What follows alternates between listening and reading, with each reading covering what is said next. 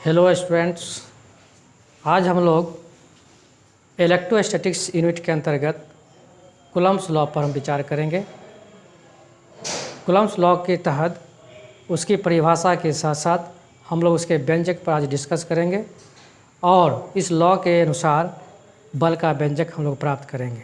लेकिन वैसे स्टूडेंट जो इस वीडियो को पहली बार देख रहे हैं वे कृपया इस वीडियो को पूरा देखें और इस चैनल को सब्सक्राइब कर बेल बटन को दबाकर ऑल पर क्लिक करें, जिससे कि फिजिक्स से संबंधित जो भी नए टॉपिक्स आएंगे, इससे संबंधित जो भी न्यूमेरिकल्स हो या थ्योरेटिकल टॉपिक्स हो, जो भी आएंगे इसका नोटिफिकेशन सबसे पहले आपके मोबाइल पर मैसेज के माध्यम से पहुंच जाएगा। तो हम लोग अब टॉपिक पे आ जाते हैं।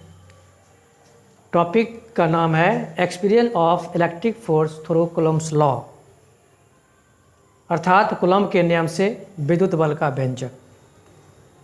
तो सबसे पहले हम लोग ये जान लेते हैं कि आखिर कूलम्ब्स महाशय ने अपने नियम के तहत क्या कहा। कूलम्ब के अनुसार दो स्थिर आवेशों के बीच लगने वाला बल उन आवेशों के मात्रा के गुणनफल के समानुपाती तथा उनके बीच के दूरी के वर्ग के व्युत्क्रमानुपाती होता है। एक बार इसे फिर से सुने। दो स्थिर आवेशों के बीच लगने वाला बल उन आवेशों के मात्रा के गुणनफल के समानुपाती तथा उनके बीच के दूरी के वर्ग के व्युत्क्रमानुपाती होता है। आप इसे बोर्ड पर से नोट भी कर सकते हैं। तो हम लोग कूलम्ब के नियम क्या है इसको जान लिया। अब इसे हम लोग इस नियम के माध्यम से बल का व्यंजक क्या होता है इसको हम प्राप्त करेंगे। इसके लिए सपोज करेंगे कि दो बिंदुवत आवेश Q1 और Q2 है और इसके बीच का डिस्टेंस R है। अब कूलम्ब के नियमानुसार उन्होंने जो कहा था कि दो स्थिर आवेशों के बीच लगने वाला बल उन आवेशों के मात्रा के गुणनफल के समानुपाती, तो उसके अनुसार हम लिख सकते हैं यहाँ पे F proportional Q1 Q2 and आगे उन्होंने बोला कि उनके बीच के दूरी के वर्ग के व्युत्क्रमानुपाती होता है। तो उनके बीच की दूरी के वर्ग के व्युत्क्रमानुपाती होता है। That means F proportional 1/r²। इसे हम इक्वेशन फर्स्ट मान सकते हैं, इसे इक्वेशन सेकेंड मान सकते हैं। अब हम जब इस दोनों इक्वेशन को देखते हैं तो लेफ्ट साइड इक्वल F और F है और ये डिवाइड के अप में है और ये डिवाइड के डाउन में है। तो इस इक्वेशन को एक साथ हम लिख सकते हैं इस तरह से, from equation first and equation second F proportional Q1 Q2 by r²।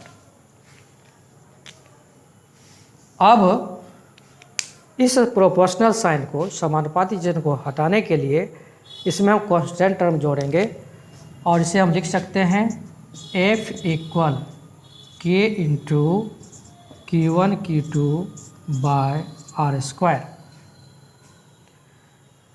दो आवेशों के बीच लगने वाले बल का व्यंजक एक तरह से यहीं पे प्राप्त होता है, लेकिन इस K का प्रैक्टिकल वैल्यू भी होता है, जहाँ K इक्वल 1/4πε0 होता है।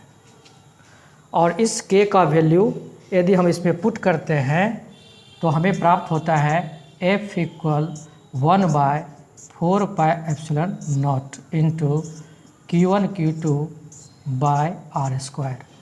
और यह फॉर्मूला ही कूलम्ब के नियम से बल का व्यंजक कहलाता है। और यह सूत्र इलेक्ट्रोस्टैटिक्स में जितने सारे चैप्टर्स आते हैं उन सबों में इसकी आवश्यकता होती है। तो आप लोगों से यही कहेंगे कि इस फार्मूला को आप लोग अच्छी तरह से याद कर लें, इसे अच्छी तरह से जान लें क्योंकि इसके बेस्ड पर बहुत सारे न्यूमेरिकल्स भी होते हैं। और सबसे बड़ी बात कि यह छोटा प्रूफ है, लेकिन परीक्षा के दृष्टिकोण से बहुत ही महत्वपूर्ण है, क्योंकि परीक्षा में 2 नंबर मार्क्स में यह बार बार पूछा जाता है। तो हम चाहेंगे कि इस वीडियो को एक बार नहीं, 2 बार नहीं, कई बार देखते हुए और इसकी पूर्ण तैयारी कर लें, जिससे कि आपको परीक्षा में बहुत फ़ायदे मिल सकते हैं। हम उम्मीद करते हैं कि कूलम्ब्स लॉ के अनुसार बल का व्यंजक आप लोग अच्छी तरह से समझ गए होंगे।